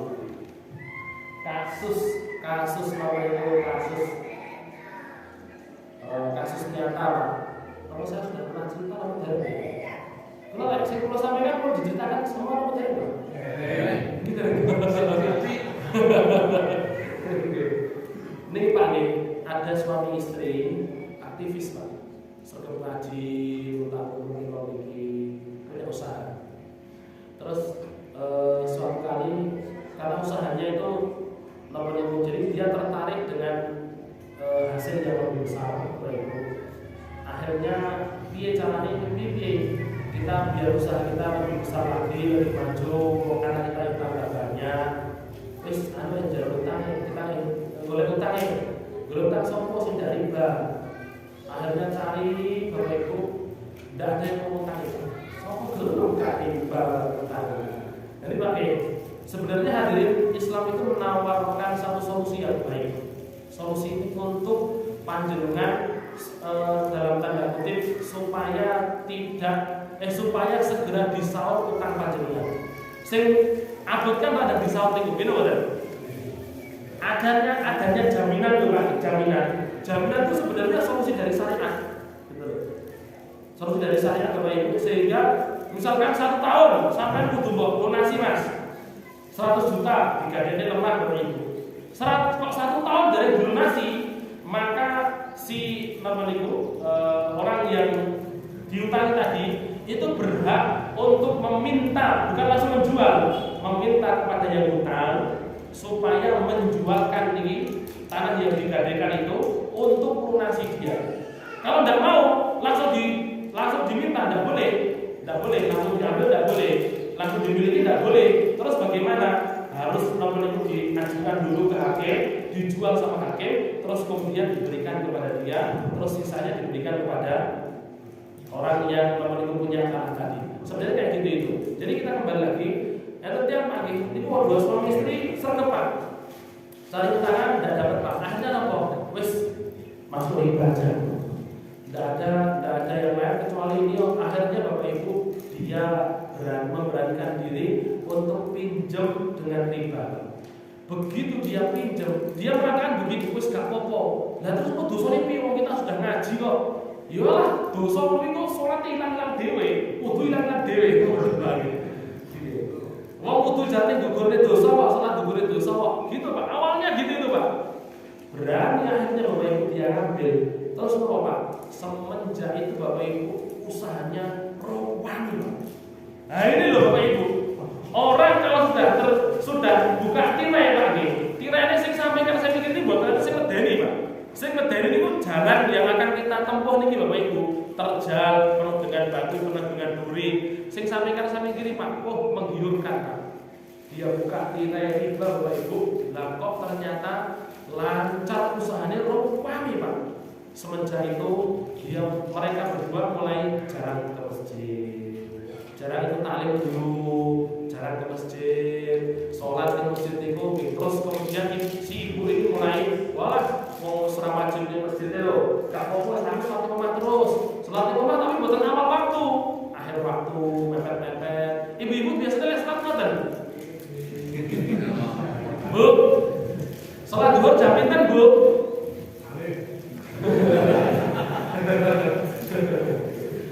Sak seperti pokok dulu ngasar. Soalnya pas dari itu sampai asar terus nomor itu dijawab atau mawon. Ya ampun. Jadi mulai kayak gitu itu Pak. Tidak ke masjid, meremehkan. Sholat di masjid cuma Jumat. Lama-lama Bapak Ibu karena dia kan membisnis, safar kesana kemari. Jumatan kan digugur pisan. Orang tahu sholat Jumat pisan Pak. Dia mengatakan safar. Pas Jumat betul nggih, safar kemana?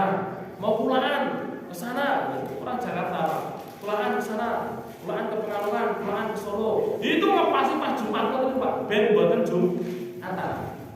Lama-kelamaan sugi Bapak Ibu. Akhirnya apa? Mulailah si laki-laki duitnya akeh Pak nggih. Duitnya akeh, si bojo iki sing wedok nggih merasa punya uang juga. Akhirnya beberapa kebutuhan si suami ini tidak terpenuhi, terus mulai relate Theo. Wah, dari situlah kemudian hadirin rumah tangga yang sebelumnya kapal, yang sebelumnya itu menuju pada ridha Allah Subhanahu Wa Taala, kapal ini harus karam Bapak Ibu. Si laki-laki, si suami dan istri ini cerai akhirnya. Karena cerai, customernya tidak percaya lagi Bapak Ibu, terus kemudian apa? Masing-masing menarik diri, akhirnya usahanya bangkrut. Sebelumnya dikasih oleh Allah Subhanahu Wa Taala kesehatan, kebahagiaan, dengan kecukupan. Dia menginginkan lebih, membuka tirai yang kawan Bapak Ibu. Begitu dia buka tirai terjerumus ke situ, ternyata tirai itu menuju pada kehancuran dia. Ini satu contoh real Bapak Ibu. Siratal mustaqim kayak gini tuh Pak, lurus, jalannya lurus, terang, jelas, bukan ada belok-belokan. Hadirin yang dirahmati Allah, maka setiap dari kita wajib untuk mengidentifikasikan, wajib untuk ngertos jalan yang lurus itu koyo piye to supaya tidak salah jalan. Gitu betul Pak? Lah kalau kita tidak tahu jalan lurus itu kayak apa Bapak Ibu? Ini lurus kok. Berapa banyak orang menyangka itu lurus padahal bukan lurus. Gitu betul? Maka terus piye carane biar ngerti jalan lurus itu yang mana? Yo cari ilmu. Gitu betul? Ngaos kasih ngertos jalan yang lurus itu kayak apa gitu. Dari sini juga Bapak Ibu, surat Al-Fatihah kita baca setiap harinya. Ini kok gue nasihat Al-Fatihah itu. Betul apa Pak? Pak? Betul apa nggih? Gimana? Pembekalan KI malah sahabat sih orang pengumuman. Pripun Pak? Oke, ini gimana? Oke, perintune cepet-cepet aja Allah. Oke. Di sini kan Allah sampaikan Allah Subhanahu wa taala tetapkan surat Al-Fatihah selalu kita baca. Dan di situ ihdinas siratal mustaqim, ihdinas siratal mustaqim, ihdinas siratal mustaqim, terus menunjukkan bahwasannya di posisi manapun kita tetap butuh hidayah. Ini benar Pak? Orang yang sudah ngaji butuh hidayah Pak. Wes pinter loh. Bukan ustaz loh, butuh hidayah supaya apa? Supaya istiqomah, supaya beramal dulu. Pinter kok gak beramal? Sudah beramal, sudah pinter, butuh hidayah supaya istiqomah. Sing istiqomah itu kan gak butuh hidayah sampai husnul khotimah. Jadi Bapak Ibu dirahmati Allah, semua orang butuh hidayah Pak. Maka yang terbaik itu adalah kita terus meminta kepada Allah untuk diberikan hidayah. Kita berdoa ihdinas siratal mustaqim itu bukan karena kita tersesat, bukan Pak. Ya Allah, kula pengen tambah hidayah, kula perlu tambah hidayah, dan tidak ada kata terlambat Bapak Ibu untuk meminta hidayah. Ini benar. Tidak ada kata terlambat untuk ngaji Pak, tidak ada. Tidak ada kata terlambat masuk surga buat enten. Wong dulu ada seorang sahabat, dereng pernah sholat tuh Pak, tapi iso masuk surga Bapak Ibu. Sinten Pak? Belum pernah sholat tapi masuk surga.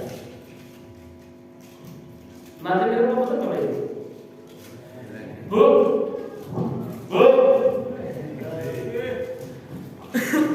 Ini kok betul sare nggih. Namanya Usairin dari Bani Abil Ashar. Temannya Sa'ad bin Mu'adz tadi yang saya ceritakan tadi, temannya Sa'ad bin Mu'adz. Dia itu tidak mau masuk Islam ketika Sa'ad bin Mu'adz masuk Islam.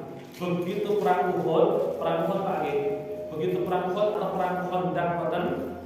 Ini Usairin ini dia masuk Islam Pak. Awalnya dia tidak masuk Islam, dia tanya, "Loh, saat ini di sana?" Kan temannya Pak. Saat ini orang-orang pada menjawab, "Loh, saat budal ning Uhud kono." Loh ngapain? Perang lawan orang-orang Mekah sana.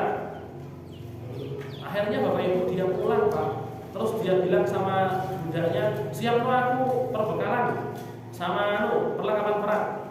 Terus berangkat Pak. Di perjalanan Bapak Ibu dia berpikir, kok iso enek wong dia bisa memasrahkan namanya seluruh yang dia miliki untuk membela orang lain. Rasulullah ini Pak, belonnya mati-matian kok ada ya. Dipikir-pikir terus tentang yang disampaikan oleh Sa'ad kepadanya. Dulu pernah diajak masuk Islam Pak. Akhirnya Bapak Ibu di perjalanan dari Madinah ke Uhud masuk Islam Pak. Sampai ke Madinah Bapak Ibu, sampai di sana, sampai ke Uhud Pak. Ternyata orang-orang Islam sudah mau perang Pak. Pun adep-adepan Bapak Ibu. Terus kemudian ketemu dengan Rasulullah yang ada di belakang. Tendanya Nabi kan di belakang, paling belakang. Awalnya Nabi pikir tendanya kan baik. Terus para sahabat bilang, "Ampun ya Rasul, jenengan tengah aja dia pripun, yang maringi komando siapa?" kan gitu. Nanti kita juga repot. Namanya untuk melindungi panjenengan, kalau panjenengan di belakang bisa kasih komando. Panjenengan juga aman, begitu. Ya sudah. Rasulullah akhirnya di belakang. Usai ini dia ketemu sama Rasul, terus kemudian masuk Islam Bapak Ibu. Terus usai dia mau ngambil, dia mau pergi Pak. Ditanya sama Nabi, "Apa yang disampaikan?" "Ambil wudu." "Lu nyapa? Sholat ya Rasulullah, sholat taubat." Kata saya saat ini Bapak Ibu kalau masuk Islam itu ada sholat taubat. Apa kata Rasulullah? "Sholatnya musik." Sholat itu sih. Bumi itu dulur-dulurmu itu loh. Perang lawan orang-orang kafir Quraisy. Wes budal sih sampean. Akhirnya bener Pak, dia berangkat Bapak Ibu, dia maju ke depan Pak. Kaum muslimin ada sampai kanan sampai kiri Pak. Sampai nyampe kiri. Wong kafir ning kene. Mundur. Lah tribu itu iki dia mengatakan, "Wis aku sudah Islam aku. Saya sudah masuk Islam saya." Enggak percaya Pak orang-orang ini. Terus dia tidak peduli Bapak Ibu, dia terjang ke depan Pak sampai akhirnya dia meninggal hadirin. Dapat kabar Rasulullah SAW, beliau mengatakan, "Amila qalilan." Oh iki lho amalnya titik. Berbuat Islam terus mati. Karena amalnya titik. Tapi wa ujru katsiran, dia diberikan pahala sama Allah banyak. Ini Bapak Ibu, bahkan dia masuk Islam tidak sampai 1 hari Pak, tapi memasukkan dia dalam surga, menjadikan dia sebagai seorang syuhada. Pertanyaannya Pak, tadi saat Nabi wafat 5 tahun Pak, mengentarkan langit. Pulau panjenengan sami, ket lahir itu pun Islam. Kita lihat situ Bapak Ibu, sing senang situ. Yang namanya itu heboh mana? Kira-kira Bapak Ibu perjuangan kita untuk Islam itu Bapak Ibu dalam hati akan oleh Allah Subhanahu wa taala kasih nopo Pak kita. Atau kita Bapak Ibu dalam hati masuk Islam, namanya Islam yang lahir Pak, Bapak Islam, Ibu Islam, terus bayi Islam, tapi maaf sampai sepuh Bapak Ibu mau Quran dari sakit. Ini kan satu tamparan buat kita. Kita betul. Jadi panjenengan sing derek sakit maos Quran segera belajar. Angel, betul apa-apa. Lebih baik meninggal dalam kondisi berusaha dibandingkan tidak sama sekali. Kita betul? Ya, baik. Kemudian lanjut. Ihdinas siratal mustaqim, terus disifati sama Allah.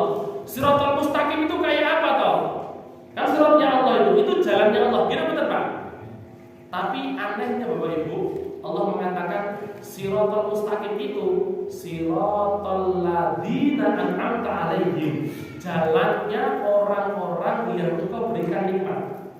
Siratal mustaqim, kenapa Allah tidak mengatakan siratal mustaqim itu siratnya Allah? Gitu betul Pak? Tapi kok justru mengatakan siratnya orang-orang yang Engkau beri nikmat, Bapak Ibu? Artinya apa? Ada orang-orang yang mendahului kita Bapak Ibu melewati jalannya Allah ini Pak. Dan tugas kita itu Pak itu yang mengikuti mereka Pak. Allah dinamta alaihim apa Pak? Dalam surat ini kan tafsirnya yang ditafsirkan oleh para ulama dalam surat An-Nisa ayat yang ke-69, ayat yang ke-70 kan minan nabiyyin wasiddiqin wasyuhada wassalihin. Para nabi, as-siddiqin, Abu Bakar as-Siddiq dan semisalnya, orang-orang yang mati syahid dan orang-orang saleh.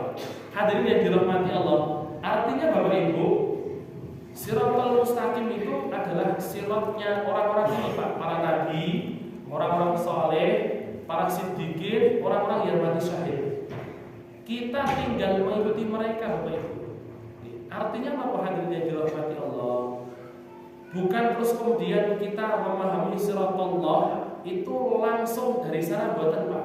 Tapi ada pendapat-pendapatnya para ulama yang harus kita ikuti.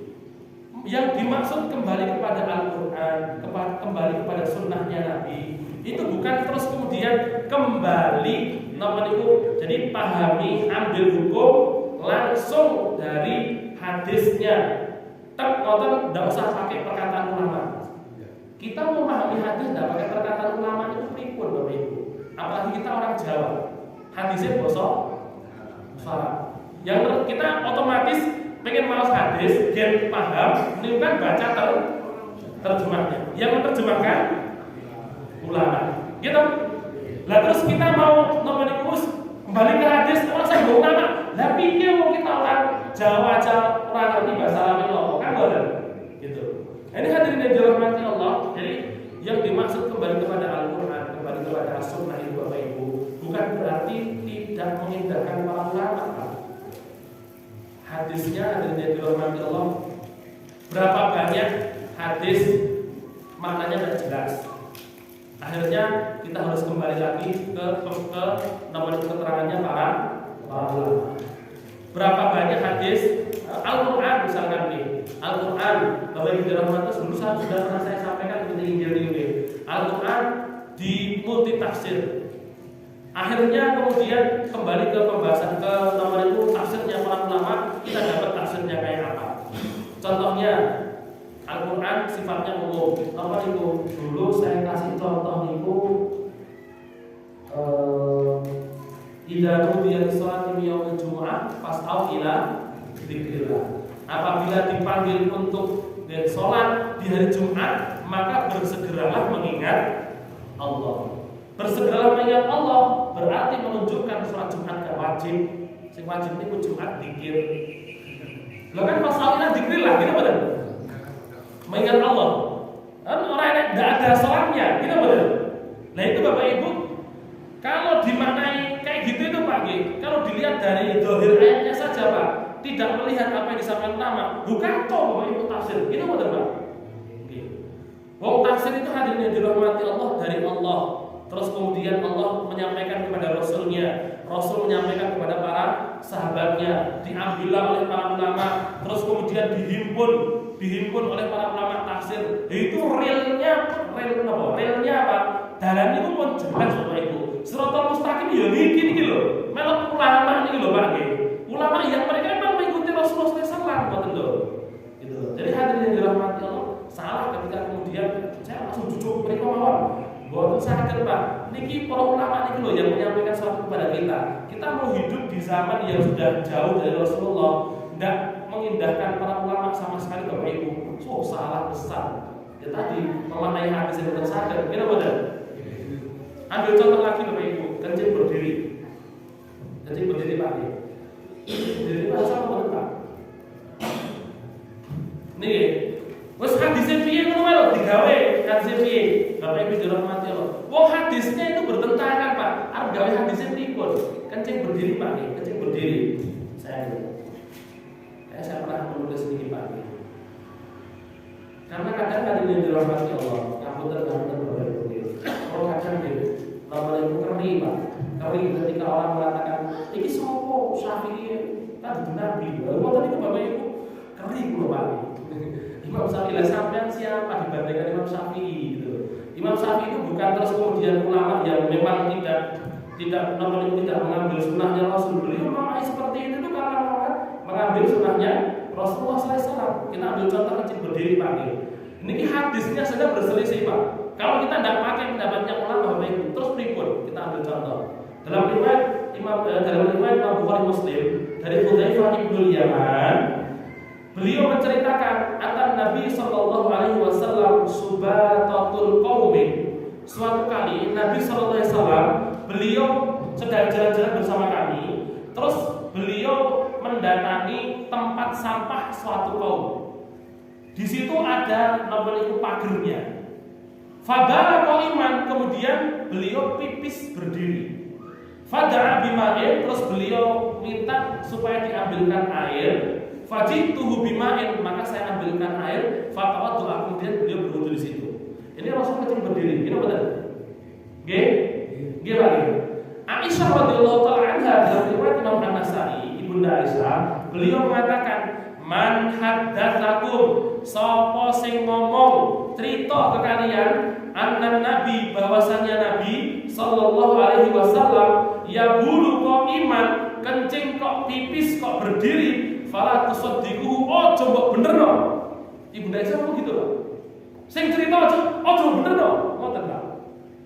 Terus kemudian apa? Maka naya bulu illa qaidan. Beliau itu tidak pernah pipis kecuali duduk. Itu Pak. Yang satu Hudzaifah riwayatnya Bukhari Muslim. Lek cara riwayat cara sanad niku sing kuat pundi Pak? Bukhari Muslim apa Nasai Pak? Kan Bukhari Muslim kan gitu gitu. Tapi Hudzaifah bilang Rasul kencing berdiri. Ibunda Aisyah bilang, "Oh coba percaya sing ngomong kencing Rasul kencing berdiri." Bapak Ibu dirahmati Allah pripun? Ini kan hadisnya bertentangan apa Pak? Bertentangan nih, bertentangan. Masih nanti ada Bapak Ibu, oke. Ada beberapa sahabat hadirin dirahmati Allah, oke. Dari ada Umar bin Khattab, ada Zaid bin Sabit dan lain sebagainya. Mereka mengatakan bahwasanya Rasulullah itu pernah melarang kita untuk kencing berdiri. Ini kan hadirin yang dirahmati Allah. Ini hadis-hadis ini kan bertentangan satu dengan yang lain. Kalau kita tidak mengambil pendapatnya para ulama, terus maknanya hadisnya pripun? Kan ngoten iki, Pak. Gini betul betul. Tapi pun saya bener Aisyah apa Hudzaifah? Yang benar Bunda Aisyah apa Hudzaifah? Ya dua-duanya benar. Oke, dua-duanya benar. Terus bagaimana? Lain Bunda Aisyah kan setahu beliau Rasul tidak pernah kencing berdiri. Kan tidak mungkin Bunda Aisyah bersama dengan Nabi terus kan tidak mungkin. Ya pernah pas bersama dengan Hudzaifah itu Rasulullah beliau kencing berdiri. Itu kan salah satu contoh hadis itu bertentangan. Terus kita tidak pakai pendapat orang pripun. Hijamah apa hijamah Pak? Bekam dalam kondisi berpuasa boleh tak? Boleh boleh. Ini Bapak Ibu Hasan Al-Basri beliau mengatakan, saya mendapatkan riwayat dari banyak sahabat Rasulullah SAW. Beliau bersabda, aftarul hajim wal mahjum, orang yang membekam dan orang yang dibekam kondisinya berpuasa dua-duanya batal. Ini Hasan Al-Basri dan juga para ulama lain dan juga ulama semazamannya dari kalangan tabi'in meriwayatkan dari banyak sahabat. Beliau bersabda sekali lagi, Rasul bersabda, sing bekam, sing dibekam poso batal, kata Rasul. Terus kemudian Bapak Ibu, Ibnu Abbas radhiyallahu anhu, beliau meriwayatkan yang riwayatnya diriwayatkan Imam Bukhari Muslim. Beliau mengatakan Rasul itu ihtajama wa huwa shaimun, beliau berbekam sedangkan beliau kondisinya puasa tapi tidak membatalkan puasanya. Ini dua-duanya Pak nih bertentangan apa betul? Iya Rasul ngomong ngeten, lama beliau melakukan, ya Pak nih. Terus kita pahamnya dari mana Pak? Bertentangan Bapak Ibu? Ya dari pendapatnya ulama sekali lagi. Di sini jelas Allah sampaikan siratal mustaqim itu siratal ladzina gitu loh. An'amta alaihim. Kenapa Allah kasih tahu siratal ladzina an'amta alaihim? Supaya kita mau menilai Pak supaya kita mau menilai dan melihat lagi apa yang disampaikan para ulama. Kita tinggal ikuti aja Bapak Ibu. Tinggal ikuti aja. Dipastikan lagi. Mungkin di sana Bapak Ibu kan ada mungkin seorang ulama yang tidak memakai hadisnya Nabi. Sebentar. Kalau misalkan memang ada terbukti, ya jelas. Silakan kita kembali lagi ke ulama yang memakai hadisnya Nabi. Kalau tidak terbukti karena ketidaktahuan kita, ya jangan serta-merta mengatakan kayak gitu itu. Itu yang dirahmati Allah. Terus lanjut ya. Siratal ladzina an'amta alaihim ghairil maghdubi alaihim, bukan orang yang engkau murkai, yaitu siapa? Orang-orang Yahudi, yaitu orang-orang yang mengetahui kebenaran tapi menolaknya. Waladhdallin, dan tidak pula orang-orang yang sesat, yaitu orang-orang Nasrani yang tidak punya ilmu, orang-orang Khawarij. Orang-orang Khawarij Bapak Ibu, mereka kalau mau menyalahkan orang Pak, tidak pandang bulu. Nabi aja dikatakan tidak adil, kan betul? Nabi aja dikatakan tidak adil Bapak Ibu. Beliau membagi ghanimah orang-orang Ansor tidak dapat Pak. Terus kemudian dia mengatakan, ada laisa qasamun adil. Ini bukan pembagian yang adil. Kenapa? Karena ada orang yang tidak dapat, yaitu para sahabat dari kalangan Ansor.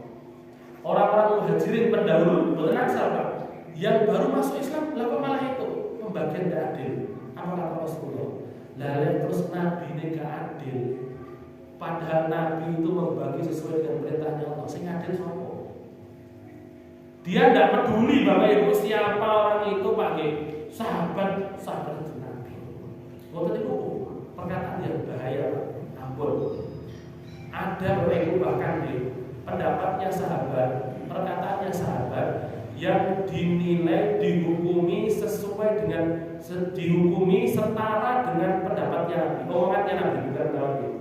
Omongannya sahabat dinilai sesuai dengan omongannya Nabi.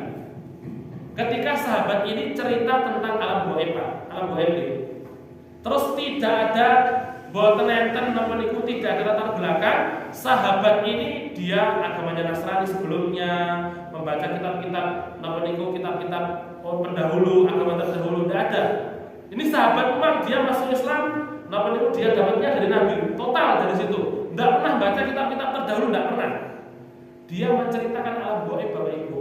Maka omongan sahabat ini yaqumu maqamal marfu' yaqumu maqamal raf'i, mempunyai kedudukan yang setara dengan ucapannya Nabi. Kenapa? Karena dia tidak mungkin ngomong kayak gitu kecuali dia dapat dari Nabi. Dalam hadis panggil, konteks hadis itu menceritakan sesuatu Bapak Ibu kan kudu persis plek, gitu betul. Bahkan kan sampai ada ucapan-ucapan, beliau mengatakan A atau B, ada Pak kayak gitu. Jadi berbeda dengan kita Pak. Kalau kita kan mau cerita nopo, jenengan intine nopo, kan ngoten nggih. Gitu betul. Kalau dulu Nabi sanjang nopo, sing disanjane Nabi nggih diutarakan lagi persis plek. Mboten mundut intine tok. Kenapa ndak mundut intine? Karena memang perkataannya Nabi bisa dipahami berbeda dengan oleh orang yang berbeda juga. Gitu betul Pak? Kan gitu. Makanya yang disampaikan ucapannya Nabi dulu. Mboten intine nopo, gitu loh. Dari situ kemudian ada kemungkinan para sahabat mereka memahami sesuatu dari ucapannya Nabi, terus tidak menandarkan kepada Nabi, dia ngomong dengan ucapannya sendiri. Maka ucapan yang seperti itu yang tidak mungkin terucapkan oleh seorang sahabat kecuali dia dapat dari Nabi, itu dihukumi marfu', dihukumi sesuai dengan perkataan Nabi, setara dengan perkataan Nabi. Bahkan Bapak Ibu bisa, saya punya contoh Pak, ini perlu taruh malam nih. Perkara yang dipakai oleh kaum muslimin, boten enten hadise, boten enten Qur'ane Pak, tapi sepakat kaum muslimin pakai itu. Napa Pak? Napa? Problem ini urusan ibadah Bapak. Napa Ibu-ibu? Bu? Wah, karena lain-lainnya malah ibu-ibu. Kayak jauh sepoi, Masya Allah. Oke. Napa Pak? Jam berapa? Jam sholat atau? Jam sholat kan ada waktunya, kan pakai waktu zuhur, kalau itu ketika matahari terbit kan pakai itu. Saya beri contoh lagi. Contohnya itu, silahkan juga nanti cari Bapak Ibu hadisnya terus pundi, ayatnya terus pundi, buat neten Pak. Nomor niku mayit kalau dikuburkan itu harus miring kanan, gitu, sing kanan tinggal terus menghadap kiblat. Jenengan cari hadisnya Pak, buat neten. Tetapi perbuatan ini dipraktekkan sejak dulu karena sudah masyhur, ora usah golek hadise. Ngoten lho Pak. Silakan jenengan cari Bapak Ibu pun to. Lek misale wonten nanti WA saya. Sinten Pak Amar gadah lo. Alhamdulillah saya dapat ilmu baru. Karena saya cari Pak nggih. Kulo niku sampe bingung. Tak pados sing kula tanglet ya. Ndak enak. Saya lihat napa niku dengan asal-asal saya tanya juga terus dipadosi nyoba di internet barang. Yaudah enak Bapak Ibu, boten enten. Adanya ucapannya ulama begini. Ini salah satu contoh Pak. Terus para ulama pakai nopo? Jadi pakai kias Pak. Sebagaimana ini orang seperti tidur Pak. Tidur terbaik itu nopo? Sisi sebelah kanan gitu, di sebelah kanan dan menghadap kiblat. Maka orang mati pun dibuat seperti itu, dikiaskan seperti orang yang tidur. Jenengan cari hadis tak boleh. Cuman anehnya Pak, anehnya lagi nopo? Ulama itu nggih sepakat Bapak Ibu, sepakat mayit kalau membelakangi kiblat hukumnya haram. Ora ana hadise, mboten enten Qur'ane, lah kok diharam-haramno. Ini Bapak Ibu nggih, salah satu contoh nggih. Gini nih Pak nggih. Jadi bukan kita tidak perlu harus boten. Loh, kehidupan kita itu harus sesuai dengan Quran, dengan Al-Quran, harus sesuai dengan sunnahnya Nabi. Tapi kita pahami Al-Quran, kita pahami As-Sunnah itu lewat pendapatnya para ulama. Boten asal Quran jenengan pahami piyambak. Toha, apa artinya Toha? Mbah, tonggoku jenenge Toha, berarti iki Toha. Boten asal Bapak Ibu. Tidak boleh. Jadi harus sesuai dengan perkataan tafsirnya para ulama. Bahkan Rasul sampaikan man qala fil Quran, siapa yang mengatakan dalam urusan Al-Qur'an biraihi, dengan pendapatnya sendiri, fa asaba, benar ternyata tafsirnya, faqad akhta'a, dia sudah salah. Kalau salah, falyatabawwa maq'adahu minan nar, hendaklah dia menyiapkan tempat duduknya di neraka. Jadi tafsir itu harus sesuai dengan tafsirnya para ulama. Tafsir Datul ini, alhamdulillah, saya lupa. Yang terakhir pembahasan kita Pak, yang tadi saya janjikan, apa itu? Di sini kan Allah sampaikan, di sini Allah sampaikan jawaban terakhir, hadza li 'abdi wa li 'abdi ma sa'ala. Ini untuk hambaku, gitu. Ihdinas siratal mustaqim siratal ladzina an'amta 'alaihim ghairil maghdubi 'alaihim waladdallin. Itu kan permintaan kita kepada Allah supaya diberikan petunjuk, gitu. Petunjuk yang dilalui oleh orang-orang yang saleh, para nabi, siddiqin, dan para syuhada. Itu untuk hambaku, kata Allah. Dan untuk hambaku apa yang dia minta. Di sini kan untuk hambaku apa yang dia minta. Dari situ kemudian para ulama sampaikan, setelah kita membaca Al-Fatihah tadi, doa yang kita haturkan kepada Allah dari zikir, doa, permintaan, dan lain sebagainya, itu akan diijabahi oleh Allah Subhanahu wa Ta'ala. Cuman sebagian ulama membatasinya dalam sholat, sebagian lagi mengumumkannya baik itu sholat maupun di luar sholat. Dari situlah kemudian Bapak Ibu, misalnya ada pembahasan tentang membaca surat Al-Fatihah sebelum doa. Kita tidak membahas menjadikan Al-Fatihah itu sebagai wasilah modern. Kita tidak bahas itu. Tetapi jadi karena Al-Fatihah itu karena di Al-Fatihah ada pujian kepada Allah, dan jawaban Allah itu adalah hadza li 'abdi wa li 'abdi ma sa'ala, maka sebagian ulama mengatakan boleh kalau misalkan tidak bisa memuji Allah, terus apalin Fatihah, memuji Allah, ya Allah ya Adim, ya Allah ya Rahman ya Rahim, Antal Ghafurur Rahim, ighfir lana. Iso muji Allah tapi mboten pas. Contohnya apa? Ya Allah ya Razzaq, ighfir lana. Ya Allah yang Maha memberikan rezeki, jenengan ampuni kula. Kan mboten sinkron. Gitu mboten? Gitu mboten Pak? Ngerti nek Rahman Rahim mawon misalkan gini, mboten apa-apa. Tapi kalau tidak sinkron kan Bapak Ibu, piye muji Allah terus gak sinkron? Terus tahunya itu Al-Fatihah, terus dia baca Al-Fatihah, itu oleh sebagian ulama diperbolehkan. Kalau di suara Muhammadiyah itu boleh. Cuma tidak takjil, sudah dibantu takjil. Sama deh, ini majelis takjil jadi boleh. Betul apa betul? Betul. Dari mana? Majelis takjil. Oke, mereka juga memakai, jadi ulama yang membolehkan. Kalau saya lihat di di suara Muhammadiyah itu pakai dalil kullu amrin dzibalin la yubda'u bilhamdillah fahuwa aqta.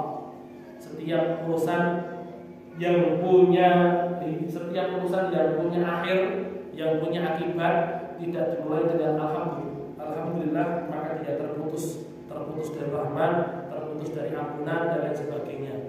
Alhamdulillah itu terus kemudian difahami dengan surah Al-Fatihah. Jadi hadis dalam Al-Fatihah ini dengan memperlawan kalau mau pakai surah Al-Fatihah itu untuk memuji Allah sebelum kita berdoa, monggo. Tapi kalau sudah masuk ke ranah bihaqil Fatihah, itu sudah pembahasan yang berbeda, sudah di luar ini Pak. Jadi ini murni karena memang menjadikan Al-Fatihah sebagai pujian kepada Allah saja, terus sholawat, terus dongo, gitu. Nanti ada dalam riwayat Imam Muslim, dalam riwayat Imam Muslim, malaikat Jibril itu turun Pak, terus kemudian mengatakan kepada Nabi, fasallama, mengucapkan salam, terus waqala, kemudian malaikat Jibril berkata, absyir binuraini, bergembiralah engkau wahai Rasulullah dengan dua cahaya, uti tahuma lam yuktahuma nabiyyun qablaka, yang diberikan kepada engkau yang tidak diberikan kepada nabi-nabi sebelummu. Fatihatul kitab, yang pertama Al-Fatihah, wa khawatim suratil Baqarah, dan akhir dari surat Al-Baqarah. Lan taqra biharfin minha, ini Pak, tidaklah kamu membaca satu huruf darinya illa utitahu, kecuali engkau akan diberikannya. Nah, ini diberikannya itu yang ada yang memahami diberikan apa yang kamu inginkan setelah membacanya. Kembali ke masing-masing seperti itu. Monggo. Terus cukup. Lanjut apa ini? Hadis yang kedua. Ada ribut campur dan tak? Hah? Tapi itu apa? Ada 12 kira seperempat. 12 kira seperempat. Salat sisa nih. Nggih. Sama hadis lagi nggih. Gimana mboten? Goblok banget siang nih, Pak. Ada puasa nih. Deal. Ya. Satu hadis lagi aja berapa? Ini pendek Pak, keterangannya soal juga pendek. Al-Hadis Tsani, hadis yang kedua. Saya baca dengan tirukan, oke? Sembari diterjemahkan, silakan. An Abi Hurairah, dari Abu Hurairah. Ibu-ibu, diikuti ibu, oke? Radhiyallahu anhu, semoga Allah meridhoinya. Qala, dia berkata, qala Rasulullah, bersabda Rasulullah sallallahu alaihi wasallam. Qala Allah berfirman, Ta'ala, yang maha tinggi, kadzabani, mendustakanku, Ibnu Adam, anak Adam. Walam yakun, dan tidak ada, lahu, untuknya, dzalika, hal itu. Walam yakun dzalika itu maksudnya dia tidak berhak ngomong kayak gitu. Niku, walam yakun lahu dzalika, dia tidak berhak, tidak pantas ngomong kayak gitu itu. Anak Adam itu maksudnya. Wasyatamani, dan mencaciku. Walam yakul lahu dzalika, dan dia tidak pantas mengatakan hal itu. Dia tidak pantas mengatakan hal itu. Fa amma, maka adapun takdzibuhu, pendustaannya. Iya ya kepadaku. Faqauluhu, maka ucapannya. Lam yu'idani, Allah tidak akan mengembalikanku. Kama, sebagaimana bada'ani, dia memulaiku. Walaisa, dan tidak ada. Tidaklah, dan tidaklah. Walaisa, dan tidaklah. Awalul khalqi, awal penciptaan. Bi'ahwana, lebih enteng, lebih remeh, lebih enteng gitu. Alayya, atasku. Min, dari. I'adatihi, mengulanginya. Wa amma, dan adapun. Syatmuhu, pencaciannya. Jadi mencacinya dia itu. Iya ya kepadaku. Faqauluhu, maka ucapannya. Ittakhadallahu, Allah mengambil waladan, seorang anak. Wa ana, sedangkan aku al-ahadu, yang maha esa, as-samadu, yang maha disandari. Lam alidu, aku tidak beranak. Walam ulad, dan tidak diperanakkan. Walam yakun, dan tidak ada li, untukku, kufuan, pembanding, ahadun, seorang pun. Sebenarnya permulayan ini sambil terus sudah 12 tahun cekap awal Pak. Terus mulai telas baterai ini.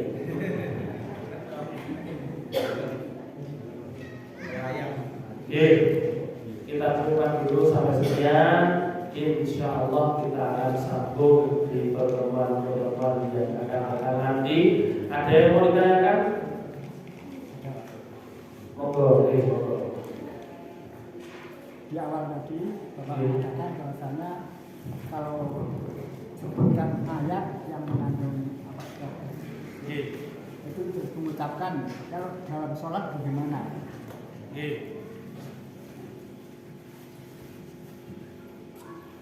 Tadi ayatnya, hadis yang saya sebutkan itu jelas dari Hudzaifah ketika beliau menceritakan sholat malamnya Nabi. Kalau beliau membaca ayat tanzih, ayat yang isinya pengagungan Allah, maka beliau sabbah, bertasbih. Gitu. Berarti di sholat yang jadi pembahasan, yang jadi perselisihan di antara ulama itu kalau posisi kita jadi imam itu boleh tidak dijaharkan, disuarakan, dilantangkan. Nah itu yang menjadi pembahasan para ulama, dan saya condong pada tidak usah. Kenapa tidak? Karena khawatirnya orang hafal itu bagian dari ayat. Saya surat Atin kalau hafal itu karena imam di masjid saya foto Atin. Wah sempurna foto Atin. Dan setelah baca Atin tuh, bala wa ana ala dzalika minasyahidin. Gitu. Terus saya pas namanya mengajukan, saya orientasi masuk pesantren, mengajukan hafalan kan, namanya kita masuk pesantren minimal 2 juz 42 hadis. Itu saya ajukan, bala wa ana ala dzalika minasyahidin. Ditegur saya, orang ini, menunggu barang ini ngendi loh. Terus saya baru ngeh Pak, saya baru sadar tuh. Begitu saya buka Quran, jujur kayaknya itu orang ini, pada awalnya dalika itu, wah, nah ini bahayanya di sini nih. Atau kadang nih sering, imam di masjid saya, di masjid di kampung itu, kalau membaca surat An-Nasr, dia membaca waraitan nasa yadkhuluna fi dinillahi afwaja afadan fasabbih bihamdi rabbika wastaghfir. Gimana? Niku Bapak Ibu, kalau Pak di afadan dulu kan di afadan itu di mana? Saya cari nego ucapannya para ulama gitu ternyata. Terus kemudian nama itu tanda ternyata apa? Afadan itu pagi surat An-Nasr itu kan fi dinillahi afwaja itu kan. Terus fasabbih kan ada nggih. Nah, itu afwaja jadi afadan. Diulangi lagi reka ini nggih. Wa ra'aitan nasa yadkhuluna fi dinillahi afwaja fasabbih bihamdi rabbika wastaghfir. Tapi Bapak Ibu, duka mbok gurune biyen nggih. Akhirnya afadan fasabbih. Ini gawe ayat dhewe. Jadi padahal buat ternyata dipantes nonton. Jadi dikhawatirkan kalau dibaca ketika jadi imam, orang di belakang menyangka itu bagian dari ayat. Itulah kenapa sebagian ulama mengatakan tidak boleh. Kecuali kalau misalkan santri ngoten nggih pun hafal, oh mereka juga tahu ini bukan bagian dari ayat, itu tidak apa-apa. Tapi kalau misalkan tidak tahu, imam di umum ampun diwaos, kecuali jenengan sholat nomor jadi makmum silakan tidak apa-apa dibaca. Gitu. Ngoten nggih. Kalau bagi makmum. Lagi kalau bagi makmum ansar, kalau bagi makmum boleh, kalau imam tidak bolehnya karena tadi. Ngoten nggih jika ada lagi. Yang menyadari setiap baca Al-Fatihah itu ada jawaban dari Allah. Ketika membaca Al-Fatihah itu kalau dilanjut apa boleh ketika mengimami banyak alhamdulillahirabbil alamin arrahmanirrahim maliki yaumiddin selanjutnya apakah boleh? Kemarin kan kamu belum bahas nih. Sama nih. Tidak apa-apa. Lagi, jangan lagi. Oke. Jadi kalau jenengan kali ini ada yang bawa mushaf Al-Quran dari Mas Andi itu surat Al-Fatihah di akhir ayat itu ada waqaf lam. Ya ada waqaf lam. Nah, ada waqaf lam. Jadi alhamdulillahirabbil alamin terus waqaf lam gitu. Terus ayat terus atasnya waqaf lam. Waqaf lam itu kan menunjukkan tidak boleh berhenti kan betul? Kita betul. Tapi karena itu di ayat, maka waqaf lam itu hukumnya tidak mutlak. Jadi boleh untuk berhenti. Nah, karena ada waqaf lam tadi, maka sebagian para ulama sampaikan boleh saja untuk lanjut boleh, cuman tidak pas sholat. Pas sholat itu pantasnya kita manggil. Bukankah Allah bisa menjawab jawaban saya? Jenengan mau ngoten iki iso jawab mangga. Nggih, tapi kan rapat. Jadi pantes boten pantesnya saja. Itu nggih, Kak. Jadi kalau nama niku kalau jenengan tilawah ansar alhamdulillahirabbil alamin arrahmanir rahim maliki yaumiddin. Seperti itu. Nah, itu boleh. Tapi kalau pas baca kita pakai adab sama Allah. Alhamdulillahirabbil alamin arrahmanir rahim. Nah, pakai ada pemberhentiannya gitu. Dan itu insyaallah lebih mengkhusyukkan. Dengan alhamdulillahirabbil alamin dijawab sama Allah alhamdulillah. Artinya ketika nanti kita membaca ya Allah kok jenengan paling ujian kados ngenten iki to ya Allah. Kula kesel ya Allah. Bayangkan Pak, Allah itu jawab kesel lereno. Nggih, contoh. Boten leren kok situ lho. Sanes. Lereno contoh. Ya Allah, kula butuh ngeten iki ya Allah. Allah itu menjawab, ya sing sabar. Bapak Ibu, bukankah dalam surat itu ada ihsan?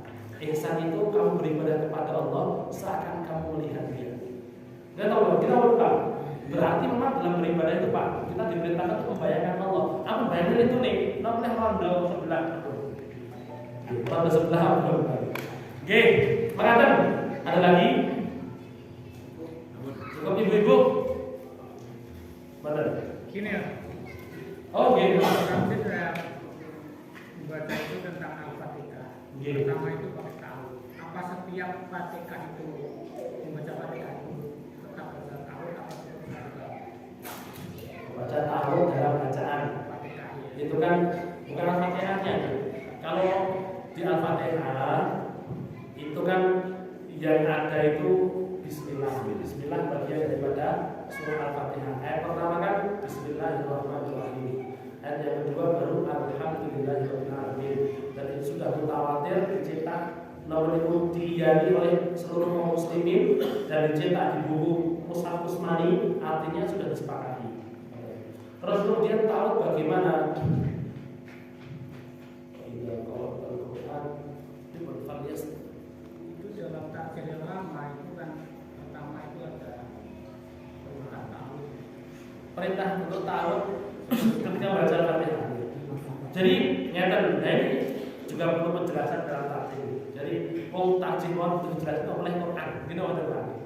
Nah ini jadi tidak menunjukkan bahwasanya jadi apa yang disampaikan oleh takdir bahwasanya ada nomor tahun dalam membaca surah bukan karena ta'awud bagian dapatnya betul. Tapi karena memang ada ayat perintah untuk ta'awud setiap kali kita mau membaca Al-Qur'an. Fal yasta'id billahi minasyaitonir rajim.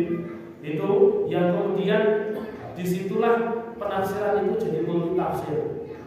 Ada yang menafsirkan setiap kali kita baca harus ta'awud, baca Quran ta'awud. Nah, Fatihah itu kan dibaca, kita baca pertama kali kan dalam sholat, gitu betul.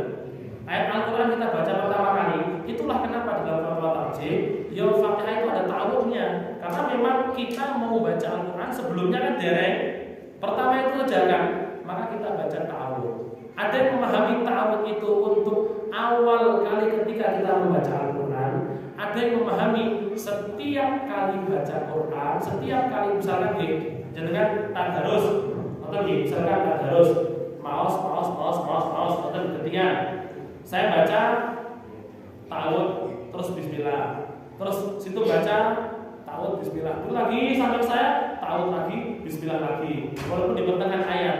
Jadi ada yang memahami setiap kali mau baca kita berta'awud, ada yang memahami cuman pas pertama kali saja. Makanya dalam fatwa tarjih yang surat selanjutnya itu kan tidak ada ta'awudnya, adanya cuma di Fatihah saja. Itu karena memang Fatihah itu jadi ayat atau di ayat pertama yang kita baca ketika kita sholat. Jadi ada ta'awudnya. A'udzubillahi minasyaitonir rajim wa a'udzu. Berkata ada lagi. Cukup.